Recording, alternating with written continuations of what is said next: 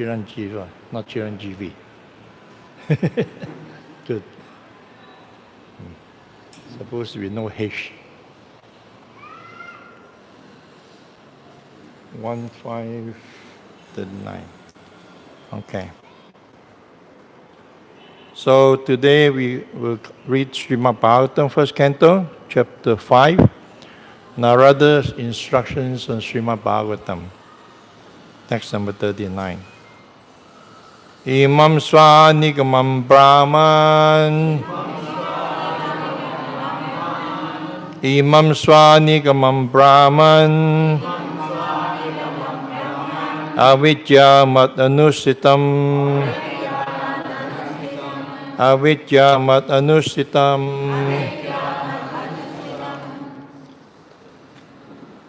Adanmegam na aishwaryam. Adanmegam na aishwaryam. Swasmin bhavam cha Keshava. Swasmin bhavam cha Keshava. Imam swanigamam Brahman. Avidya mat anustitam. Adanmegyanam aishwaryam. Swasmin bhavam cha Keshava. Next. Imam swanigamam Brahman. Avidya madhanustitam. Adanme jnanam aishwaryam. Swasmin bhavam cha Keshava. Swasmin bhavam cha Keshava. Imam swanigamam Brahman. Imam swanigamam Brahman. Avedya madhanustitam. Adanme jnanam aishwaryam. Swasmin bhavam cha Keshava. Mataji's. Oh, you want to? Okay. Go. Imam Swanigamam Brahman. Avedya madhanustitam. Adanme jnanam aishwaryam. Jnanam aishwaryam. Swasmin bhavam cha Keshava. But Imam swanigamam Brahman.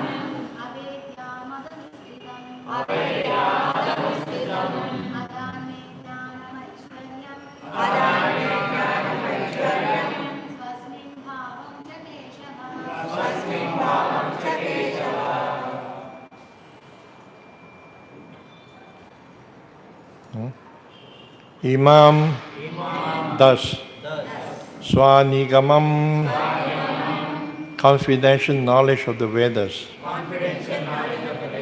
in respect to the Supreme Personality of Godhead. Brahman, O Brahmana Vyasadeva, Avidya, knowing it well, Mat, by me, Anusitam, executed, Adat, bestow upon me, me, Jnanam, transcendental knowledge, Aishwayam, opulence, Swasmin, personal, Bhavam, intimate affection and love, Cha, and Keshava, Lord Krishna. Translation. O Brahmana, thus by the Supreme Lord Krishna, I was endowed first with the transcendental knowledge of the Lord as inculcated in the confidential parts of the Vedas, then with the spiritual opulences, and then with his intimate loving service. Purport by His Divine Grace Srila Prabhupada. Communion with the Lord by transmission of the transcendental sound is non-different from the whole Spirit, Lord Sri Krishna. It is a completely perfect method for approaching the Lord. By such pure contact with the Lord, without offense of material conceptions, numbering 10. The devotee can rise above the material plane to understand the inner meaning of the Vedic literatures, including the Lord's existence in the transcendental realm. The Lord reveals his identity gradually to one who has unflinching faith both in the spiritual master of the Lord and in the Lord. After this, the devotee is endowed with mystic opulences, which are 8 number. And above all, the devotee is accepted in the confidential entourage of the Lord and is entrusted with specific service of the Lord through the agency of the spiritual master. A pure devotee is more interested in serving the Lord than in showing an exhibition of the mystic powers dominant in him. Sri Narada has explained all this from his personal experience, and one can obtain all the facilities which Sri Narada obtained by perfecting the chanting process of the sound representation of the Lord. There is no bar for chanting this transcendental sound by anyone, provided it is received through Narada's representative, coming down by the chain of disciple succession or the parampara system. Imam Swanikamam Brahman Avidyamat Anusitam Adame Gama Asvayam Swasmin Bhavam Chakeshava. O Brahmana, thus by the Supreme Lord Krishna, I was endowed first with transcendental knowledge of the Lord as inculcated in the transcendental paths of the Vedas, then with the spiritual opulences, and then with his intimate loving service. Om Magyana Timrandasya Gananjana Slakaya Shaksamritam Yena Tasmai Shri Gurave Namah. Namo Om Vishnupadaya Krishna Prasatane Srimati Japataka Swami Nityanamane Namacha Padaya Nitai Kripa Padayani Gaurakata Damadaya Nagarakam Tarine Namo Om Vishnupadaya Krishna Prasatane Srimati Bhaktivedanta Swami Nityanamane Namaste Saraswati Devi Gauravani Pracharine Nivishesa Sunyavadi Pasacha Deshatarine.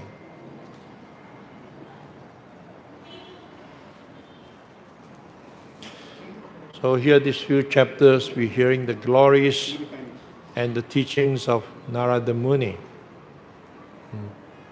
Narada Muni is also a Satyavesha avatar, representing Bhakti. It's like the incarnation of Bhakti. But in his previous life, he was a maidservant son. Now by Vedic system, the maidservant is considered a lowly position. So Narada Muni was not born in any aristocratic family or such. He was born in a lowly family. But by great fortune, during the Chaturmasya, 4-month Chaturmasya, which is also now happening, some Brahmanas or Bhagavat is described actually, some Bhagavat devotees stopped by during the raining season. And the mother was serving them, and Narada Muni, as a young boy, has this opportunity to serve them. And that is the power of serving the pure devotee. Sadhu Sangha, Savasishikhoy, Lava Matra Sadhu Sanghe, Savasiddhoy. That even if we get the opportunity of even a moment association, an 11th of a minute association, one can, of a sadhu, they can achieve all perfection. That's how powerful. There's the latest Bollywood movies. They don't talk about the gossips of the Bollywood stars. Now, or world affairs and geopolitics and economies and so on. Bhagavad Gita, Krishna says, Machita Makata Prana Bodhayantas Parashparam Katayancha Chamam Nikyam Tusyanti Cha Ramanti Cha. The devotees, they derive great pleasure from one another by conversing with each other about me. That's where devotees derive their pleasure. And that is what sadhu sangha means. When devotees come together, they always engage in Krishna Katha. That's why out of the 64 principles of devotional service given by Rupa Goswami in the Nectar of Devotion, Chaitanya Mahaprabhu highlighted 5, especially 5 that is of utmost importance. One is chanting of the holy name, the reading or hearing Srimad Bhagavatam, worshipping of the deities, associating with devotees, and going to places of pilgrimage. The 5. But you study these 5 carefully. The one of utmost importance is the association of devotees. Because when there's association of devotees, you have all the other 4. In the association of devotees, the chanting of the holy name. There's Krishna Katha been discussed. So the hearing of Srimad Bhagavatam. The worship of the deities. And devotees themselves are holy places of pilgrimage. So they just go to show how important the association of devotees is. And more important than that is to know how to associate with devotees. What does it mean? It's not just about physical proximity. It's about what sadhu sangha really mean. The reciprocation. In the nectar of instruction, it said, Dadadi pradigrinati guyamajati pichati. The offering of prasadam, accepting prasadam, offering of gift, accepting a gift, reviewing one's mind confidentially and hearing. So the 6 loving exchanges between devotees, that's the basis of sadhu sangha. So Prahlad Maharaj, he has this opportunity of sadhu sangha, the association of this Mahabhagavat, by hearing them discussing the topics of Krishna. And by such hearing, his heart also become purified. And the other important thing was the Mahabhagavat, they have a kindly affection for him. Why? Because Narad Muni, when he was young, he was very disciplined. He was very obedient. He has a nice service attitude. These are exactly the qualities required to be a disciple. Disciple comes from word discipline. There's no question of being disciple without discipline. So disciple, discipline. The discipline in hearing and following the orders of spiritual master. So he was very obedient and very disciplined and was very nice service attitude, very humble and tolerant. So in this way, he got the mercy of the Mahabhagavat. So even though after they left, he was always thinking about the instructions that he has heard. Because he was the only child and the mother was also attached to him, he could not leave home. But by providence, one time the mother went out in the night to milk the cow. He was bitten by a snake. And it was described, this was the snake of time. Time. Like Krishna was saying, Bhagavad Gita, time I am. I've come to claim all men. So from time, the mother was taken away and was left alone. And he took this as an opportunity now to apply all the instructions he has learned from the Mahabhagavat. And he traveled fearlessly. And Prabhupada explained purport that this is what a sannyasi should be doing. Traveling fearlessly to towns, villages, metropolis, to jungle, to farmland, mountains, valleys, desert. Everywhere he was traveling without any fear. And finally he found a place in Vrindavan, Mahavan, and sat down in meditation. And very quickly he was able to capture Krishna in his heart by his meditation. And then suddenly Krishna disappeared. And he was panicking. What happened? Where did Krishna go? I had been captured. And he opened his eyes and Krishna was standing right in front of him. And gave him his blessing. And by his blessing, he was filled with all transcendental knowledge. And here in this verse, I describe as Jnanam Aishvayam. Transcendental knowledge to be opulent, the opulent of transcendental knowledge. Normally, we ascribe opulence to be material opulence. You live a very opulent lifestyle. Means you live in a very big palatial building, all kinds of plush facilities in the house, many rooms, and so on and so forth. That's what people consider to be opulence. But very rarely you find someone to consider transcendental knowledge to be opulence. But when you have transcendental knowledge, this is real opulence because it's something that can never be taken away from you. You may have great wealth, the opulence of wealth, but it can be taken away. It's just a few years ago, Adani, he was coming up, become like second, almost surpassing Ambani, isn't it? He became super rich. And then suddenly some company in America writes something negative. The stock just dropped like a rock. And the share value just dropped. So material is chanchala.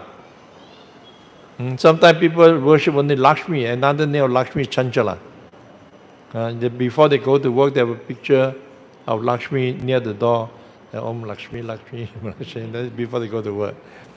But they don't realize that Lakshmi may come and she can go because she's chanchala. She never stay in one place too long. The only place she will stay long is at the chest of her husband, Narayan. She never want to leave the chest of Narayan. So that's why you worship Lakshmi and Narayan, not just only Lakshmi. Wherever this Krishna, and our name of Krishna is Madhava, the husband of the goddess of fortune. So wherever is Krishna, you will find Lakshmi. So this is real Aishwarya, opulence. Because the other kind of opulence that Queen Kunti described in her prayers of Queen Kunti, the other opulences like great wealth, taking birth in an aristocratic family, good education, beauty. He said this kind of Aishwarya can become stumbling blocks for the transcendentalists. Because one can become so proud. I come from aristocratic family. I have great education. What are you going to tell me? I have a master's degree. Now master's degree is very common. PhD, I have a PhD. I have a double PhD. I have a big position in society. Why should I listen to you? Or beauty. Well, you ask me to just wear just enough of hair in the back? Right? Well, that was one of my attachments. I met the devotees, I had long black hair up to my shoulder. I cannot imagine, up to my shoulder. Now I'm getting bored. No hair. But it was hard, shaving off my hair. And finally, when I did, I had a very long sikha, right from the beginning.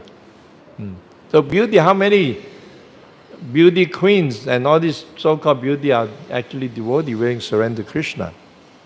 Actually, in the Western country, there were, during Prabhupada's time, there were 2 or 3 very famous supermodels who were disciples of Prabhupada. When I was in New Mayapur, the temple president's wife, she was a former Miss Denmark and a supermodel. And she would go out on assignment. Sometimes she would travel and go on assignment and do modeling work. But she would give all the money to the temple. And during festival time, she'll be in charge of the kitchen. And sometimes, like for 2 days, 3 days, she will not sleep. Just organize the kitchen, preparing, cooking, everything. But it's very rare to find such a person. So therefore, Queen Kunti, she warns that having these opulences can be stumbling block. And Chaitanya Mahaprabhu, in the Chaitanya Charitamrita, says, Chaitanya Mahaprabhu's mercy is easily available for someone who is materially exhausted. Because as long as we have material facility, opulences, sometimes we become too attached and become hard to surrender to Krishna. So sometimes the blessing when one, therefore, Prabhupada always remember this verse from Bhagavatam, that If someone is sincere, but at the same time foolishly attached to something, and that become blocking his advancement in Krishna consciousness, then Krishna shows his mercy by taking it away.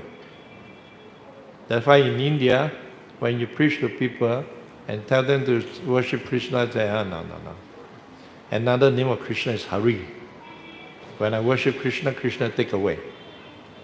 But when I worship Lord Shiva, Goddess Kali, Lakshmi, they give, but Krishna take.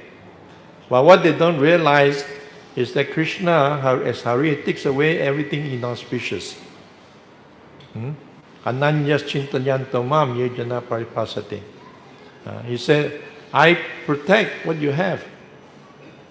I keep what you have, and I provide what you lack.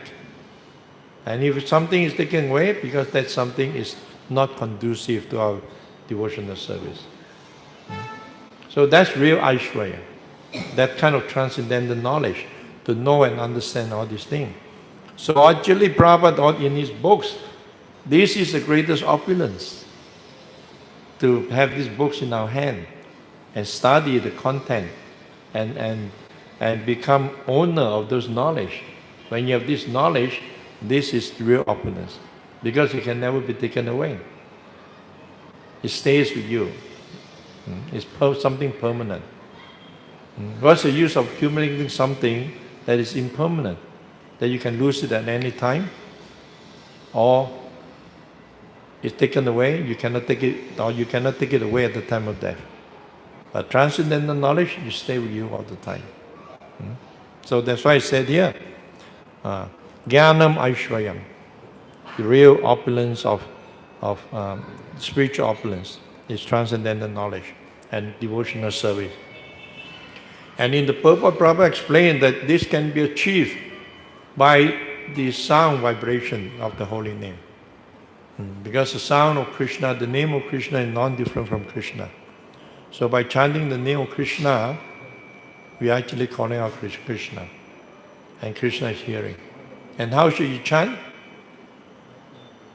And Prabhupada again, he said, you should chant the Hare Krishna mantra like a child crying for the mother. The mothers who have young babies, or those who are grown-up babies, you may remember. You have a baby, you put down the baby in the cot, and you're going about your household duties, you may be cooking in the kitchen. The baby wake up and makes some sound, The mother check, not serious yet. And continue with the household work. And then the child said, and mother, he'll manage and continue work. But when the baby start yelling and kicking and mother, okay, this is serious. Then it run and pick up the baby and give attention. So that's why Prabhupada said we chant like a child crying for the mother. Sometimes we chant Hare Krishna, Hare Krishna, Krishna Krishna, Hare Hare. Hare Ram. Krishna is hearing, he's not calling me very seriously. It's okay. And chant a little, some action japa. We do some action japa, we clean, or doing so many things, or driving when chanting. Krishna, not very serious chanting. There's so many different forms of japa we're doing. You want to hear some of them? One is a dive bombing japa. You know it's a dive bombing japa? Chanting Hare Krishna. Hare Krishna, Hare Krishna, Krishna Krishna. That's called dive bombing japa. And then you have the GP japa. Hare Krishna, Hare Krishna. Oh, Prabhu, yesterday's program was really nice. He said, Ram, Ram, Ram, Hare, Hare. And you know the Prashant, wow, that was fantastic. Hare Krishna, Hare Krishna, Krishna Krishna. I wonder what they're going to have breakfast today. And Ram, Ram, Ram, Ram, Hare, Hare. That's called GP Japa. Talking, chanting, talking, chanting, talking, chanting. Then you have the Dracula Japa. Some devotees, they sit there in the corner and they have the chadar over them. Completely covered. Hare Krishna, Hare Krishna. You don't even know if they're chanting or they're sleeping. So all kinds of japa we do. And Krishna will not grab the attention of Krishna. How we chant Hare Krishna, Krishna Krishna, Hare Hare, Hare Rama, Rama Rama, Hare Hare Krishna. All, it is all. He is chanting very seriously. Then you attract attention. So there's so many different qualities of chanting, so many different qualities of devotional service we can perform. It's not all the same. But you ask yourself, there's a saying in one book that I read that really caught my attention, that sentence. If it is worth doing, it's worth doing well. Profound, right? If it's something that is worth doing, then it is worth doing well. And if it's not worth doing, then why bother? So either you do it, if it's something you need to be done, you want to do, then do it properly. Otherwise, don't do it. So there's no halfway. You want to do something and you don't do it nicely. So we have to make up our mind how serious we are about Krishna consciousness. Do we want to become Krishna conscious or we don't want? And if you want, the process here is given. Now how serious do we want it? How much do we want it? In the songs of Bhaktivinoda Thakur, he sang about Lauyam Lalashamayi, the intense greed. And Rupa Goswami also in his teaching, he said, Lauyam. Of course, in the Bhagavad Gita, you have Kama, Krodha, and Kam, Krodha, Lauyam. I think is it Lauyam? Anger, greed, and lust. So these are the Lob, Kam, Krodha, and Lobha. The three gates to hell. Greed, anger, and lust. But in devotional service, how to apply this greed? We have to apply the greed for Krishna. Therefore, Rupa Goswami said that it is very hard and very rare to find Krishna or to get Krishna's prema. But you will find it in the marketplace. You should grab it immediately and pay any price that is asked. None of the Indian habit of bargaining. This is not like your regular marketplace that everything you have to haggle about the price. Whether the shopkeeper is giving a high price, low price, you even giving the lowest price, you still want to bargain. Isn't it? It's a habit of shopping here. But when you come to shopping for Krishna, no bargain. Because it's very rare. You don't find it everywhere. So when it's available, you ask, how much? Okay, pay. It should be our lauyam, our greed, our eagerness to get Krishna. Willing to pay any price. So that's the only way we can get Krishna. And this knowledge, as explained here, is passed down through disciplic succession. Evam parampara praptam imam rajasuyo vidu sakalaneha mata yogunasta prantva. And Krishna said this knowledge has been passed down. Evam parampara praptam is received through the parampara.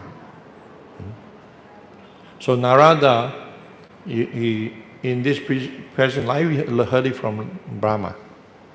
And now he's passing on to Vyasadeva. And Vyasadeva passing on down. You see the whole parampara here. Through disciplic session. Therefore, this ISKCON movement is operating on the authority of the Guru Parampara that leads up to Lord Brahma. Is a Brahma, Madhva, Gaudiya, Vaishnava Sampradaya. All the way to Krishna. There's a line coming directly from Krishna to Lord Brahma, to Narada, Vyasadeva, and so on. Down to Prabhupada and the present Acharyas. So therefore it has power. If you, and we should receive this mantra from the bona fide spiritual master. Then the mantra has power. If you receive the power of the mantra from a non-bona fide spiritual master, it will not have the same effect. One time, Prabhupada was giving initiation And there was one elderly headmistress. I think she was a retired headmistress. She was getting a Gayatri mantra, a Brahmin initiation. So those who taking Brahmin initiation come before Prabhupada, and Prabhupada will whisper the Gayatri mantra into the ear. So and we were going to do that, and then this Mataji, this lady, said, in those days they call Prabhupada Swamiji. He said, Swamiji, no need, I already know the Gayatri mantra. And Prabhupada said, it doesn't matter, you hear it from me. Gayatri mantra is available everywhere. You can even do a Google search and you find the Gayatri mantra. But that doesn't mean it has the same potency. But when you receive the mantra, that mantra becomes ignited by the purity of the Guru and by the authority of the Parampara system. So when we receive the mantra by the bona fide spiritual master in the Parampara, he has power. And we just look at the power of what Prabhupada started. And Prabhupada went to America alone. When he got on the boat in Calcutta, the only one who was there to send him out was his son, younger son. And he went alone all the way to America. Just simply on the order of his spiritual master. And so on, by that order, he has authority to spread Krishna consciousness to the Western world. And from there all over and brought devotees, this dancing elephant, back to India. He tried in India, but people were more interested in America. I want to send my children to America. They were not interested. Even though Chaitanya Mahaprabhu has instructed everyone that all of you who are born in Bharatvarsha, you should perfect your life and spread this Krishna consciousness all over the world. But they were not doing that. People here were more interested in sending the sons and daughters overseas to study, to America, to England, to Australia. Then Chaitanya Mahaprabhu said, okay, no problem. You don't follow my order directly, I will get you indirectly. So then Prabhupada came, established all these temples all over the world. And then when all these sons and daughters go overseas and study, they feel lonely. And they see ISKCON as the connection to the homeland, something remembrance of home. So they all flock to the temple. They come to the program, Sunday feast, Saturday feast, and many of them became devotees. So in this way, they got all the Indians spreading Krishna consciousness all over the world by first sending them to study. Then when they're time to get married, they come back to India, find a wife, and the wife also become Krishna conscious. Then the parents come and visit, the parents also become Krishna conscious. The whole family, everywhere. There are more Indian devotees in any temple in America, in the Western countries than locals. Sometimes you look, where are the locals? That's only you see. You go to the temple, a program, festival, is only Indians everywhere. So that's Chaitanya Mahaprabhu's prediction and order, that you become perfect alive, you go all over there straight. So a lot of the preachings are done by Indian devotees in worldwide. So we can also achieve this transcendental knowledge, and gain this real opulence by following the footsteps of the previous Acharya. Prabhupada has given us this gift. And I gave talk on how much austerity Prabhupada went through to translate these books and get them printed alone in America.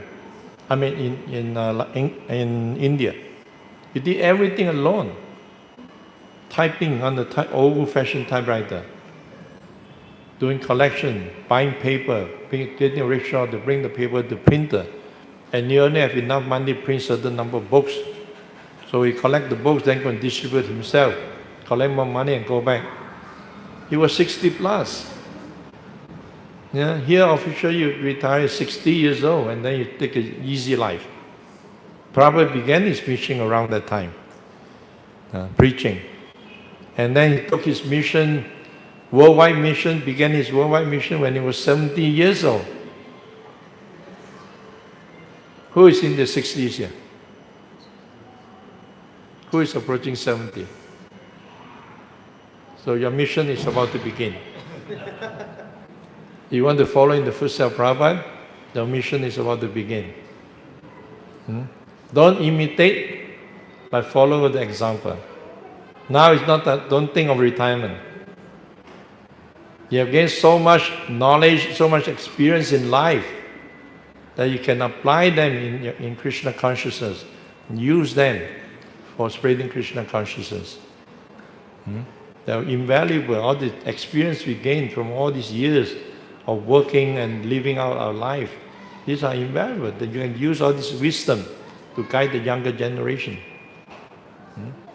That's your mission. No retirement yet, sir.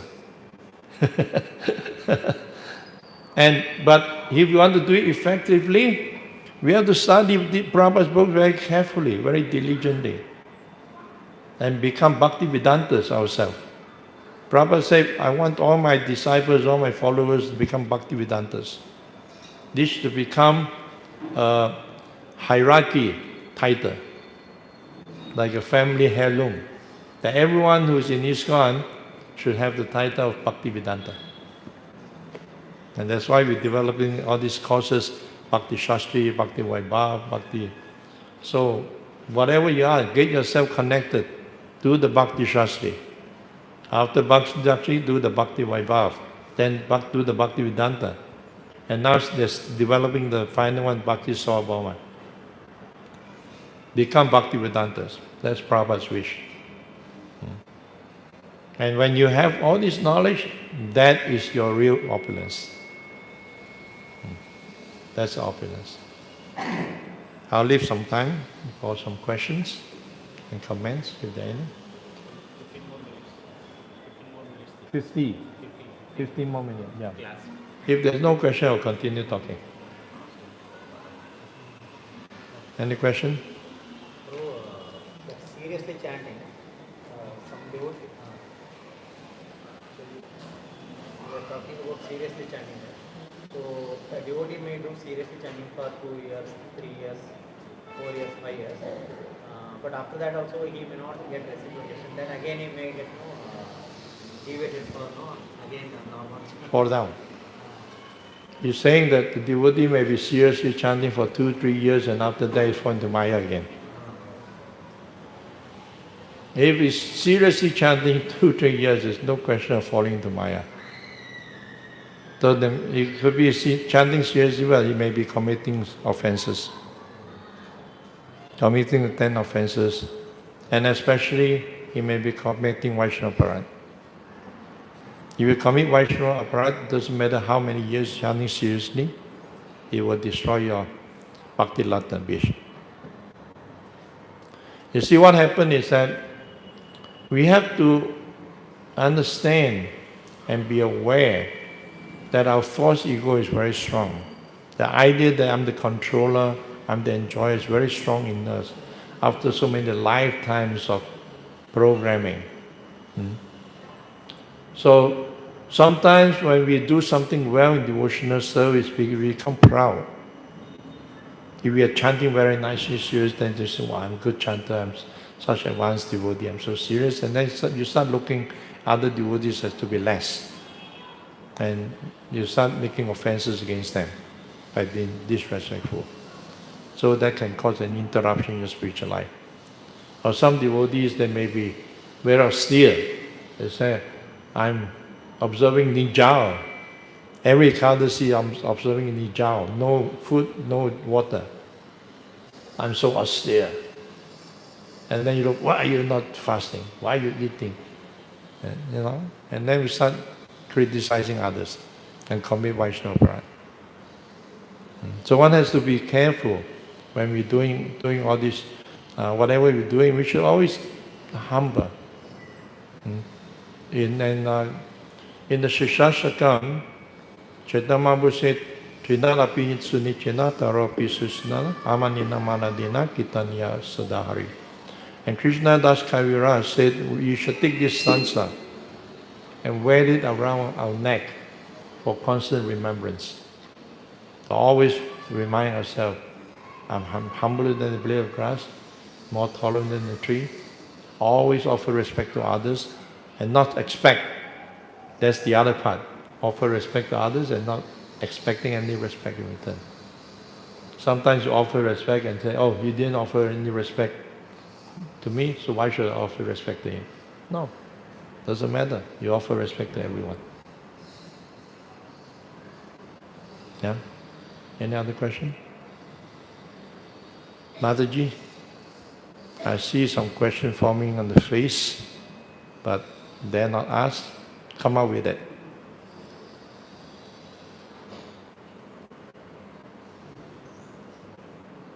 Here? Yes, Prabhu.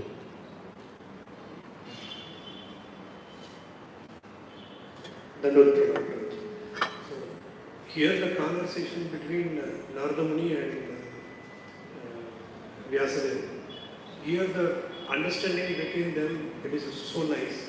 But in practically, when a devotee goes and preaches outside, there will be a sometimes favorable response and sometimes there is no, or sometimes it is reverse also.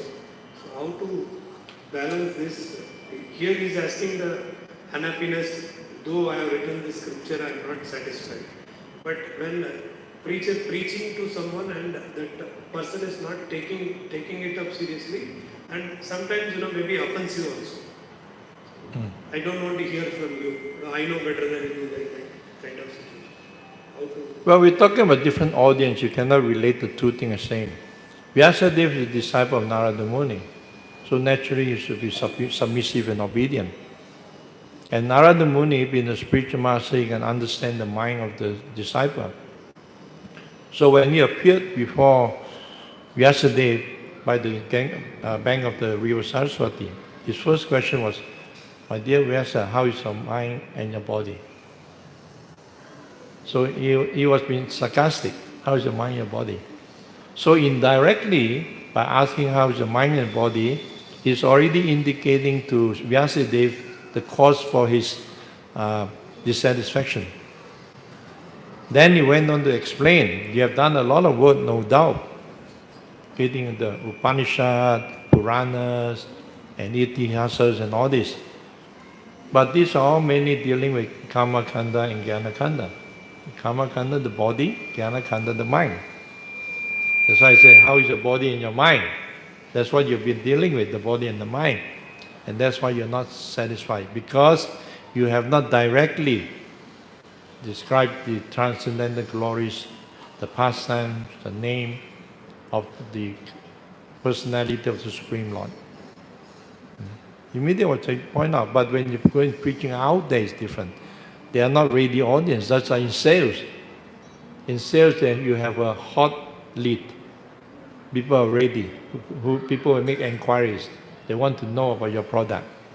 So you approach them in one way. Then you have the cold prospect.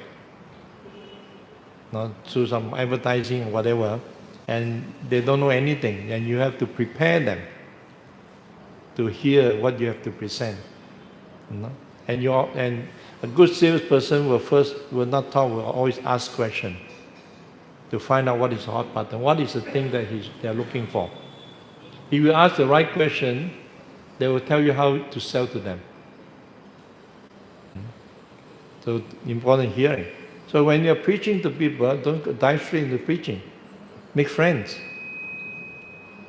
Make friends, then preach. Many years ago, I stopped preaching to people, especially new people. I just make friends. When I make enough friends, they know who I am. They know what I stand for. I make friends. And by making friends, they feel comfortable with you. They don't see you as a threat. So a certain level of trust there. Then they feel more comfortable opening up. Otherwise, you straight away you preach to them, their false ego jump out. Who is this guy trying to tell me what to do, how to live my life? And the defense system comes up. all the walls. Very hard to break through. So make friends. This approach Prabhupada called go in like a needle and come out like a plow. Go in like a needle. Very subtly you go in. Capture the heart and then open up the claws. In the beginning I didn't know all this. I went in like a plow and came out with a needle with nothing. The first day I shaved up, I was so enthusiastic, excited. It was a Sunday feast in the temple. I came to the temple and saw these two young boys, and from Malaysia, of all places, in Sweden, for these two young boys from Malaysia, I sat down, started preaching to them. Yeah, you should be like me. You should come stay in the temple, and blah, blah, blah. And it was going heavy on them. And some of the senior devotees were trying to cut in. I didn't give them a chance to speak. I just keep going. And what happened? I never see them again. They never show up in the temple again. And then another time, Sunday feast, I was preaching to one young couple from Finland. There are a lot of Finnish people in Sweden. So they came, quite young couple. And our temple was in the countryside. You need to take a train and then the bus will come out. So I was talking to them during Prasham, and I started talking 4 regulative principles. They were getting very uncomfortable, and then they said, I think our bus is coming. And they went off. I never see them again. So I thought maybe it's something wrong with my preaching, because everyone I preach to, I never see them again. So I decided to stop preaching.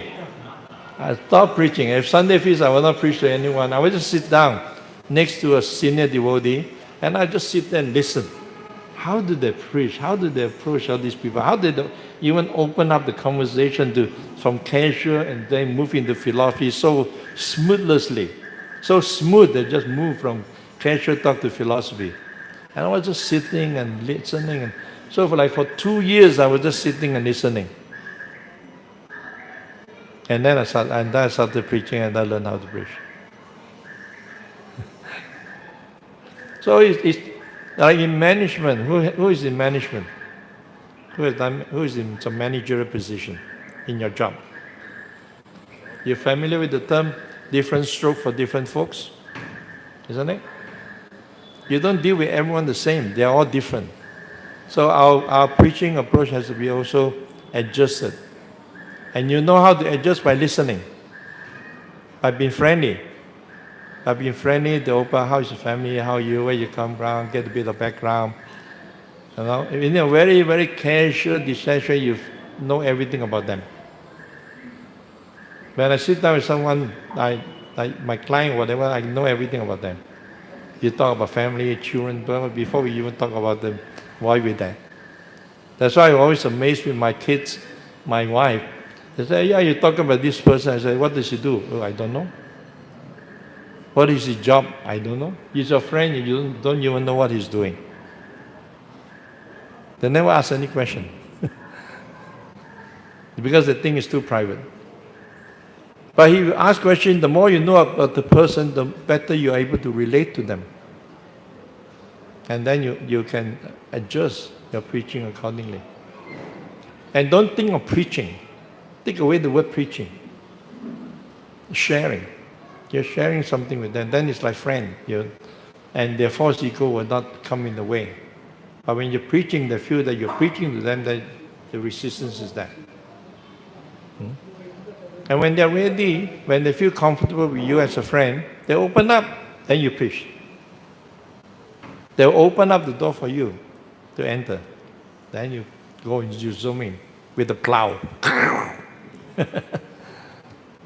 So in the beginning, the needle is just prodding. Where's the opening? Where's the opening? Yeah?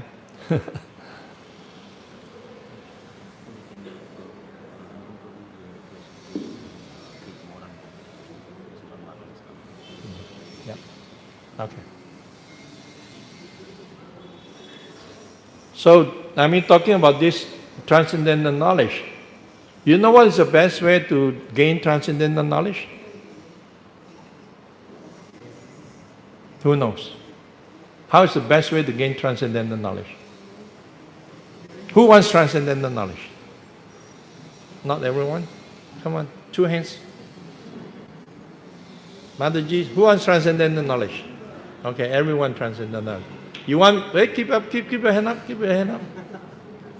You want me to give you the formula? But it's very expensive, this formula. Because if I give you the formula, you have to accept it and apply it. If you want to accept and apply, you keep your hand up, otherwise you put your hand down.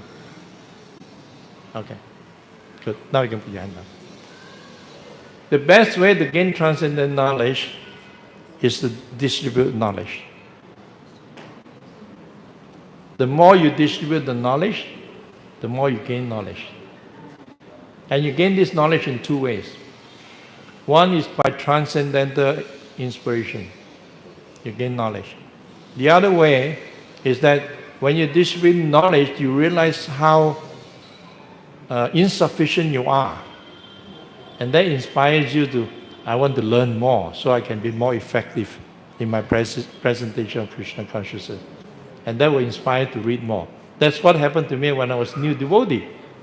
The first time I met the devotees, I attended my first Sunday feast class.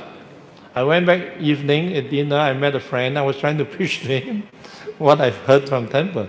And he was asking me questions that I could not answer. So I went back to the temple, bought book, read, I got to find the answers. So next time he asks me a question, I can answer him. So that made me want to learn and read more. So every member in ISKCON has to understand one thing, that this Krishna Conscious Society was built on the blood and sweat of Srila Prabhupada and many of our pioneer devotees. There's a lot of sacrifice were put into it. Now we have very nice facilities. It's not always like that. In the beginning, we had no facilities. So there's a lot of austerities and sacrifice being put into this. And sometimes if we don't know the history of ISKCON, we take everything for granted. I was just telling this morning, in China, in one school, they did a video of some of the parents of the students, and they showed that student and how hard they were working just to make some money to put a roof, food, and the clothing on the back, right? And every time they show one of the parents, then they zoom in on the son or daughter, and they were crying to see their father, what they have to go through every day in their work just to support him. They have no idea. They have no idea of the austerity the parents have to go through, the sacrifices they make. It's just like this morning, there were a lot of young adults in the audience. I say, do you know what the austerity and sacrifices your parents had to go through to put you through college? They earn money. Some of the money they put aside saving. They may have wanted to go on holiday. They may never have even gone on a holiday together for years. But they say, no, I have to put aside for my children's college fund. Isn't it? But the children will take for granted. They want to buy Dad, I want a mobile phone. The father bought a mobile phone that is affordable. He said, I don't want this. This is not the latest model. How we grow up with this entitlement without so we have to have the appreciation, realization that the austerity, and want to be part of it. Austerity to share. Sharing the austerity, take part in the family business. Prabhupada always asked, where are my books? Where are my books? Because that was the order of his Guru Maharaj. His Guru Maharaj gave him 2 orders, 2 instructions. To preach this teaching of Chaitanya Mahaprabhu to the English-speaking world, and if you have money, print books. And all of Prabhupada activity was surrounding on this. And then he fulfilled that, and then he do so many other projects. But all the other projects are just embellishment. If you have a sword, beautiful sword with emeralds and jewels and ivory carved, very beautiful, but the sword is blunt. What's the use of the sword? It's only for decoration. It only looks good. Though the cutting edge that has always constantly been sharpened, the cutting edge of our ISKCON movement, our Sankirtan preaching movement, is a book production and book distribution. Without this book distribution, our effort will be blunt. The whole ISKCON society was started and built upon from books, from devotees going out distributing, toiling every day, going out on books, distributing books every day on the street, airport, wherever they can find people. But now the art of book distribution is lost. But if you really, really want to develop transcendental knowledge and want to be blissful in Krishna consciousness, you cannot deny yourself this opportunity to take part in the book distribution effort. This is where you find the real bliss. I was talking to my Diksha guru many years back. We were on a walk. And I just turned to him and said, you know, the most blissful time of my spiritual life was when I was on traveling Sankirtan. And he turned around and looked at me and said, isn't it? Until you become a big manager, then all the problem piles up on you. Everyone's problem is become your problem. But on book distribution, you only have your mind to deal with. Yesterday, you can ask Prashant Prabhu. Was yesterday, right? Yeah, in the morning, I spoke about book distribution. They went out. They were completely fired up. They were completely in bliss, the whole crew, 20 of them. He was so excited when he talked to me about what happened. He couldn't believe it himself. And that's the real experience, right? It's not just talk. They apply it, what I say in the morning, apply it, and they actually experience the bliss. So everyone should make it a point to become part of the family business, to distribute books. That means wherever you go, if you carry a backpack, don't just put in your laptop. Put in 1 or 2 books in the backpack. The ladies, you see, they're always carrying big bags with them. Isn't it? The ladies always carrying big bag. But if you empty the bag, you find that half of them are not, you don't use them. You just put them maybe 5 years ago and forgot about it.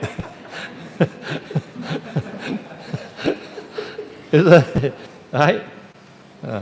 So instead, you put in 1 or 2 books, 1 small book, 1 big book in a bag. Every single one. Who wants to do it? Who wants to start doing it? Not everyone. Just now I thought everyone wants a transcendental knowledge. Now I'm giving you the formula and you say you don't want. What is this? So you have to make up your mind, you want or you don't want. Not ting tong, ting tong, ting tong. I want, I don't want, I want, I don't want. Ting tong, ting tong, ting tong, ting tong. You carry a book with you, and believe me, trust me on this. You carry if you have the intention, you carry a book with you, you have it in mind every day you go out, you pray to Krishna. Krishna, I want to assist my Guru Maharaj, I want to assist Prabhupada in distributing books. I don't know how. Please send me someone. I'm carrying this book with me. I don't want to carry it in and bring it back. So please send someone to me. So Krishna may test you for a little while. Eventually he will definitely send someone to you. And you will distribute books, believe me. I've taught this many times, and many times devotees, they follow the instruction, they come back to me and say, unbelievable. I carried this book out and then I met someone on the bus, or I met someone in the park, or I met someone and we started talking. And I spoke about the book and he said, oh yeah, I want this book. And then before long you became 2-3 books. Can we at least make a commitment here today to be part of family business, to distribute at least 1 book a month? Who can do that? At least one book a month. Yeah? Mataji? No? One book a month. Only one Mataji there. Come on, you should be ashamed of yourself. Mataji. Yes, 2. At least 3. Come on, more. 4, 3. One book a month. Or are you too attached to all the contents in your bag that you don't want to replace it with books? Then before long, you say, why only one book a month? I want to distribute one book a week. You got to start getting a taste. And then afterwards, say, every day I go out, I want to distribute books. You get caught up in the spiritual energy. And your whole spiritual life, I promise you, your whole spiritual life will take on a completely different dimension. Just add this one thing to your spiritual practice. Always keep in mind, keep reminding yourself, distribute books, distribute books, distribute books, distribute books. I used to have a recording. One time the Guru was talking about this. Distribute book, distribute book, distribute. I recorded it and put it on the what do you call this? You repeat? And I broadcast it all over the temple. Everywhere devotee goes, they hear this. Distribute book, distribute book, distribute books. Try it. You will not be disappointed. Okay? Okay? And suddenly you see the Shati Puram. Wow, rising. Number 1. Then become in the category. Then become gradually moving up to 3rd, 2nd, number 1 in India. Whole of India.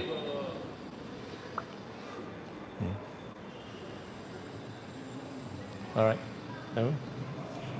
Okay, thank you very much. Srila Prabhupada ki jai. Srila Prabhupada Transcendental Book Distribution ki jai.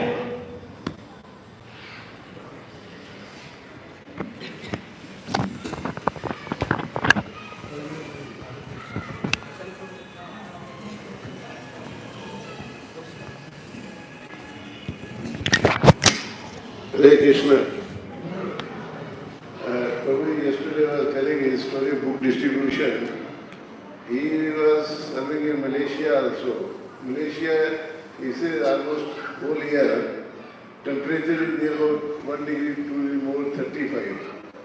And then he used to go Denmark, there -20. And he used to distribute in -20 also in 35. When he used to go there, we just, after distributing, taking out gloves immediately, taking pocket like this, Lakshmi and can immediately putting gloves. So much cold was there, if hand will be outside, it will be freezing. So in those conditions, Prabhupada has made the soldiers to distribute books. So we are very good at weather actually. So we should also try to distribute books. Thank you.